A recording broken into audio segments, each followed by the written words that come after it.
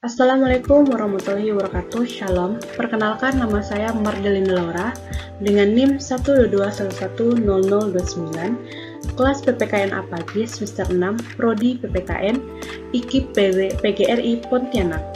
Adapun tujuan dari pembuatan video ini adalah untuk memenuhi tugas mata kuliah dan untuk mengikuti ujian tengah semester atau UTS mata kuliah Hubungan Internasional dengan dosen pengampu Bapak Dr. Idam Aswar, MPD. Pertanyaan pertama, jelaskan definisi hubungan internasional dan sebutkan 3 aktor utama yang berperan dalam hubungan internasional dan bagaimana peran masing-masing aktor tersebut dalam dinamika politik. Definisi hubungan internasional. Hubungan internasional adalah bidang studi dan praktik yang melibatkan interaksi antara negara-negara berdaulat serta aktor non-negara di panggung global, yang dimana mencakup berbagai aspek seperti politik, ekonomi, hukum, keamanan, dan budaya dalam konteks antarbangsa. Hubungan internasional ini bertujuan untuk memahami dan menganalisis bagaimana negara-negara dan aktor internasional lainnya berperilaku serta bagaimana interaksi mereka membentuk dinamika politik global. Ada 3 aktor utama dalam hubungan internasional. Yang pertama ada negara, yang kedua ada organisasi internasional, yang ketiga ada aktor non-negara. Yang pertama ada negara. Negara merupakan aktor utama dalam hubungan internasional karena negara memiliki kedaulatan dan diakui secara internasional. Negara terlibat dalam berbagai kegiatan internasional seperti diplomasi, perdagangan, dan kerjasama keamanan. Selanjutnya yang kedua, organisasi internasional. Organisasi internasional ini merupakan lembaga yang didirikan oleh negara-negara untuk mencapai tujuan bersama, seperti Organisasi Perserikatan Bangsa-Bangsa atau disingkat dengan PBB, Organisasi Perdagangan Dunia atau WTO, dan ASEAN. Organisasi internasional memainkan peran penting dalam mengatur hubungan antar negara dan memfasilitasi kerjasama global. Yang terakhir ada aktor non-negara. Entitas yang bukan negara namun memiliki pengaruh signifikan dalam hubungan internasional. Contohnya adalah perusahaan multinasional, organisasi non-pemerintahan atau disingkat dengan NGO, dan individu. Aktor non-negara dapat mempengaruhi kebijakan negara, mendorong perubahan sosial, dan mempromosikan hak asasi manusia. Peran masing-masing aktor dalam dinamika politik global. Pertama, negara menentukan kebijakan luar negeri dan menjalin hubungan dengan negara lain, berpartisipasi dalam organisasi internasional dan perjanjian internasional, menggunakan kekuatan militer dan alat-alat lain untuk mencapai tujuan nasionalnya. Selanjutnya, organisasi internasional, yaitu menetapkan norma dan standar internasional, menyediakan forum untuk dialog dan kerjasama antar negara, memberikan bantuan dan dukungan kepada negara-negara berkembang. Yang terakhir ada aktor non-negara, yaitu melakukan advokasi untuk isu-isu tertentu dan mempengaruhi kebijakan publik, menyediakan layanan dan program yang tidak dapat disediakan oleh negara, membangun jaringan dan koalisi global untuk mempromosikan perubahan. Selanjutnya, pertanyaan kedua, bandingkan dan kontraskan teori realisme dan liberalisme dalam hubungan internasional dan bagaimana masing-masing teori menjelaskan penyebab konflik dan kerjasama antar negara. Perbandingan dan kontras teori realisme dan liberalisme dalam hubungan internasional. Yang pertama dari pandangan tentang anarki. Realisme, anarki internasional berarti tidak ada otoritas yang mengatur hubungan antar negara yang memaksa negara untuk fokus pada kekuasaan dan keamanan. Sedangkan liberalisme, meskipun mengakui adanya anarki, liberalisme percaya bahwa institusi internasional dapat mengurangi efek anarki dan mempromosikan kerjasama. Yang kedua, ada fokus pada aktor.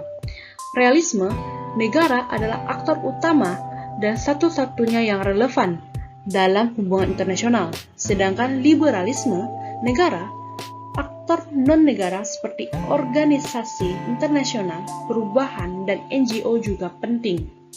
Yang ketiga, penyebabnya konflik. Di realisme, konflik disebabkan oleh persaingan kekuasaan, dilema keamanan, dan ketidakpercayaan antar negara. Sedangkan di liberalisme, konflik bisa dikurangi melalui kerjasama internasional, interdependensi ekonomi, dan institusi yang mengatur perilaku negara. Yang keempat, penyebab kerjasama. Realisme, kerjasama sulit dicapai dan biasanya hanya terjadi ketika ada ancaman bersama atau keseimbangan kekuasaan. Sedangkan liberalisme, kerjasama telah mudah dicapai melalui perdagangan, institusi internasional, dan norma yang mendorong perilaku kolaboratif. Yang kelima, pandangan tentang perubahan. Di realisme, perubahan dalam sistem internasional biasanya terjadi melalui perubahan dalam keseimbangan kekuasaan, seringkali melalui konflik. Sedangkan di realisme, perubahan dapat terjadi melalui reformasi institusi, peningkatan perdagangan dan interdependensi, serta penyebaran demokrasi dan norma-norma internasional. Dan selanjutnya, bagaimana masing-masing teori realisme dan liberalisme menjelaskan penyebab konflik dari kerjasama antar negara. Baik teori realisme dan liberalisme dalam hubungan internasional memiliki pandangan yang berbeda tentang penyebab konflik yang muncul dari kerjasama antar negara.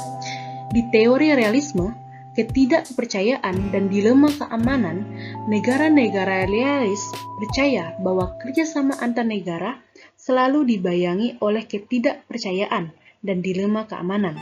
Meskipun negara-negara mungkin terlibat dalam perjanjian kerjasama, mereka selalu waspada terhadap kemungkinan negara lain bertindak demi kepentingan sendiri dan merugikan mereka.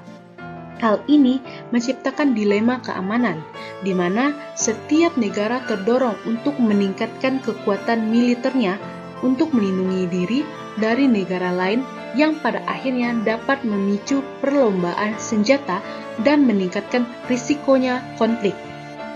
Adanya persaingan untuk sumber daya dan kekuasaan.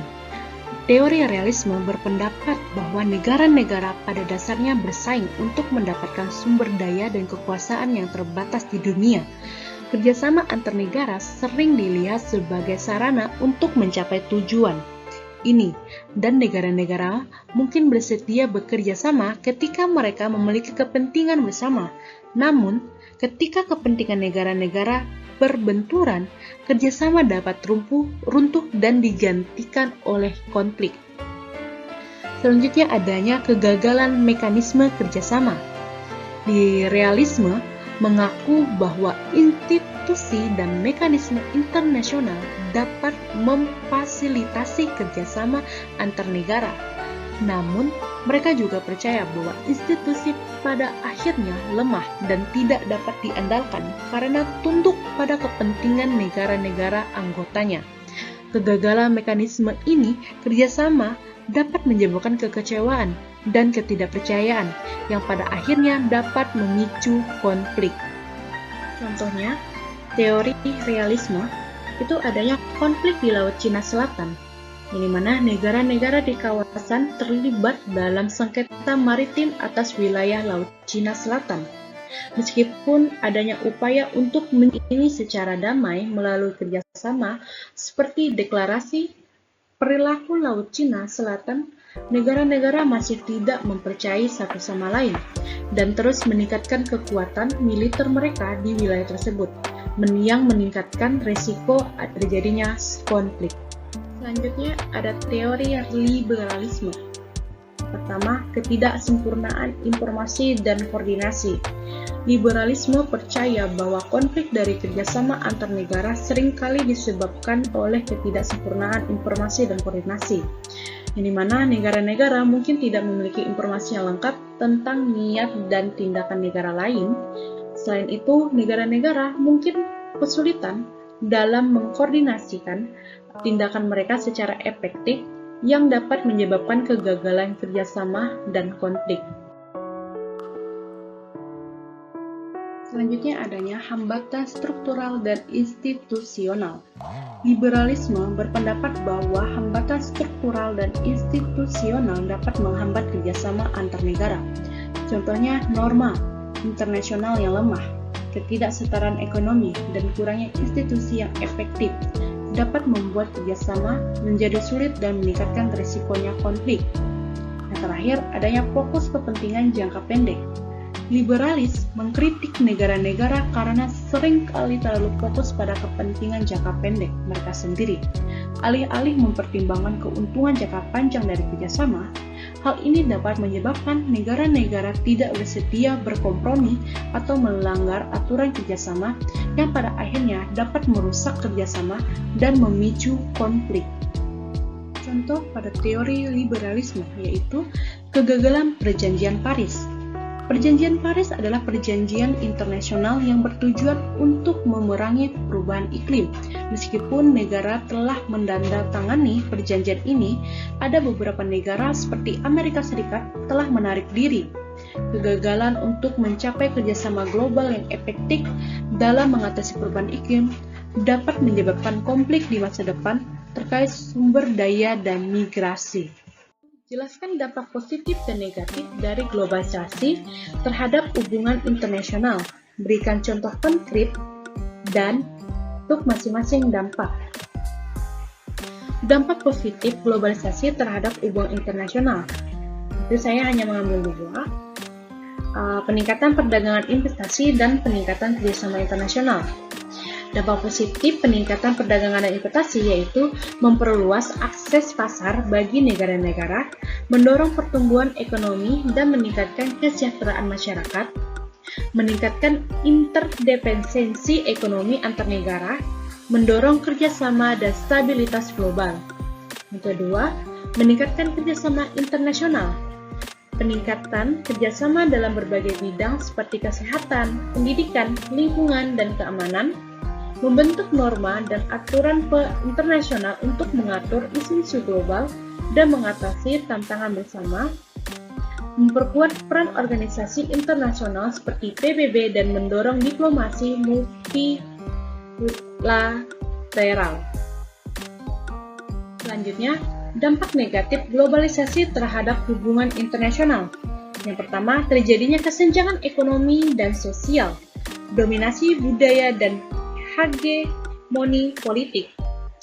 Kesenjangan ekonomi dan sosial, yaitu dampak negatifnya, memperparah kesenjangan ekonomi antara negara maju dan negara berkembang, menciptakan ketegangan dan ketidakstabilan global, meningkatkan eksploitasi dan marginalisasi kelompok miskin dan rentan, memicu konflik sosial dan protes, melemah kedaulatan negara dalam mengatur ekonomi dan melindungi kepentingan rakyatnya. Yang kedua, ada dominasi budaya dan hegemoni politik, yang dimana dampak negatifnya mengancam keragaman budaya dan identitas lokal, mendorong homogenisasi budaya global, memperkuat hegemoni negara maju dalam politik global, memarginalkan negara-negara berkembang, dan melemahkan nilai-nilai demokrasi dan hak asasi manusia, memicu otoritarianisme dan pelanggaran HAM. Contoh konkret masing-masing dampak dari positif dan negatif. Contoh dampak positifnya, peningkatan perdagangan dan investasi. Contohnya, berdirinya organisasi perdagangan internasional seperti WTO, ASEAN yang telah mendorong liberalisasi perdagangan dan investasi antar negara, meningkatkan arus barang dan jasa, dan memicu pertumbuhan ekonomi global. Yang kedua, ada contoh dampak negatifnya, yaitu kesenjangan ekonomi sosial, yang dimana contohnya, ketidaksetaraan ekonomi global dapat memicu migrasi massal dan konflik antar negara. Pertanyaan yang keempat yaitu, apa peran diplomasi dalam mencegah dan menyelesaikan konflik internasional Berikan contoh kasus di mana diplomasi berhasil menghindari dan menyelesaikan konflik. Peran diplomasi dalam mencegah dan menyelesaikan konflik internasional. Diplomasi memainkan peran penting dalam mencegah dan menyelesaikan konflik internasional, yang dimana diplomasi adalah seni dan ilmu negosiasi dan komunikasi antar negara untuk mencapai tujuan bersama dan menyelesaikan perselisihan. Peran diplomasi dalam mencegah konflik internasional ada 4, yaitu komunikasi dan negosiasi, membangun kepercayaan dan transparansi, mediasi dan fasilitasi, membentuk aliansi dan kemitraan. Komunikasi dan negosiasi, yang dimana diplomasi memungkinkan negara-negara untuk berkomunikasi secara langsung dan terus-menerus. Melalui diplomatif, negara-negara dapat mengatasi kesalahpahaman, menyampaikan kekhawatiran, dan mencari solusi yang dapat diterima bersama sebelum ketegangan meningkat menjadi konflik terbuka. Negosiasi diplomatik bisa membantu dalam merumuskan perjanjian atau kesepakatan mengatasi sumber ketegangan seperti sengketa wilayah atau isu perdagangan. Selanjutnya, yang kedua, membangun kepercayaan dan transparansi. Upaya diplomatik seperti dialog bilateral atau multilateral, kunjungan kenegaraan, dan pertukaran diplomatik dapat membangun kepercayaan di antara negara-negara. Kepercayaan ini penting untuk mencegah tindak yang dapat dianggap sebagai ancaman. Diplomasi juga bisa mendorong transparansi melalui pertukaran informasi, termasuk mekanisme verifikasi dan monitoring dalam perjanjian internasional. Yang ketiga, mediasi dan fasilitasi. Diplomatik sering bertindak sebagai mediator atau fasilitator antara pihak-pihak yang bersengketa. Mediasi bisa membantu menemukan jalan tengah yang tidak merugikan salah satu pihak secara signifikan dan meminimalisasikan risikonya terjadinya konflik. Peran mediasi juga bisa dimainkan oleh negara ketiga, organisasi internasional, atau individu seperti utusan PBB. Membentuk aliansi dan kemitraan. Melalui diplomasi, negara-negara dapat membentuk aliansi dan kemitraan strategis yang dapat berfungsi sebagai penyeimbangan kekuatan dan pengurangan risiko agresi dari negara lain. Kedua, aliansi dan kemitraan juga dapat meningkatkan kerjasama dalam bidang keamanan, ekonomi, dan sosial, sehingga memperkuat stabilitas regional dan global. Contoh kasus diplomasi berhasil menghindari atau menyelesaikan konflik. Yang pertama, ada Perjanjian Camp David. Perjanjian Camp David yang ditandatangani pada tahun 1978 ini adalah hasil dari diplomasi intensif antara negara Mesir dan Israel, yang dimana membantu menyelesaikan konflik berkepanjangan di Timur Tengah. Kedua, ada Kesepakatan Nuklir Iran. Kesepakatan Nuklir Iran yang ditandatangani pada tahun 2015 adalah hasil dari diplomasi multilateral yang bertujuan untuk mencegah Iran mengembangkan senjata nuklir. Yang terakhir, pertanyaan kelima. Analisis peran organisasi internasional dalam menangani perubahan iklim global. Sebutkan 3 organisasi yang terlibat dan bagaimana kontribusi mereka dalam mengatasi masalah ini. Peran organisasi internasional dalam menangani perubahan iklim global. Yang pertama, menetapkan kerangka kerja internasional. Yang kedua, mendorong penelitian dan inovasi. Menetapkan kerangka kerja internasional.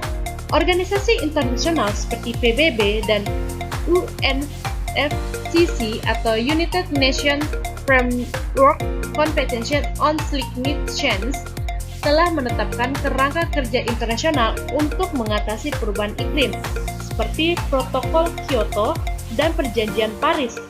Kerangka kerja ini menyediakan platform bagi negara-negara untuk bernegosiasi dan menyetujui target emisi gas rumah kaca dan tindakan lainnya untuk mengurangi perubahan iklim.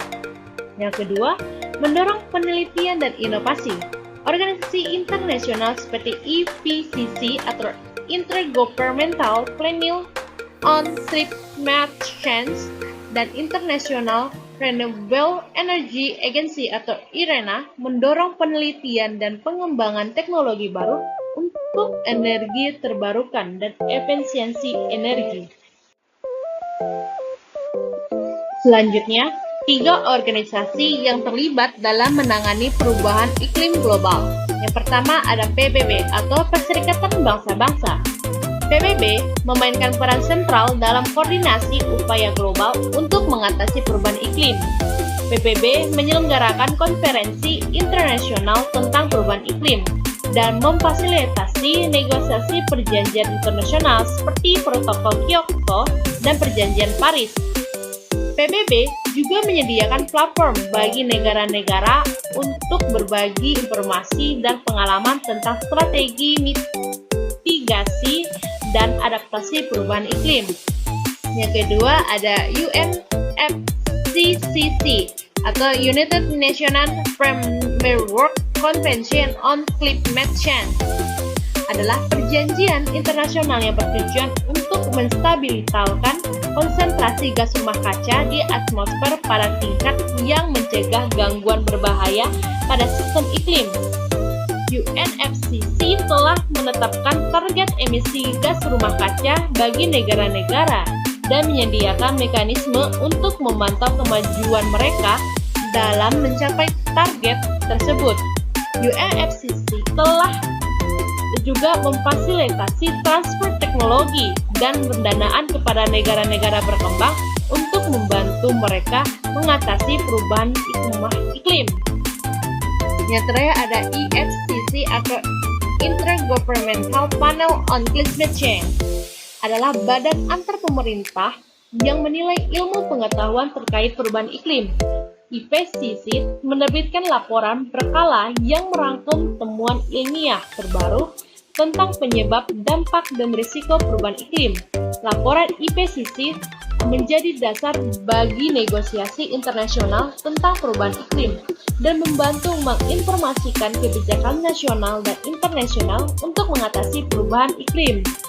Mungkin hanya ini penjelasan yang dapat saya berikan mengenai pertanyaan-pertanyaan yang diberikan.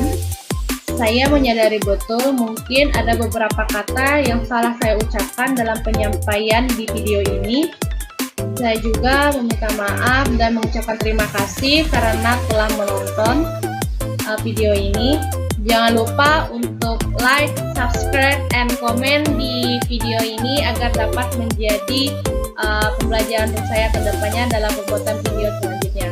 Saya Marlina Laura mengucapkan terima kasih. Assalamualaikum warahmatullahi wabarakatuh. Shalom.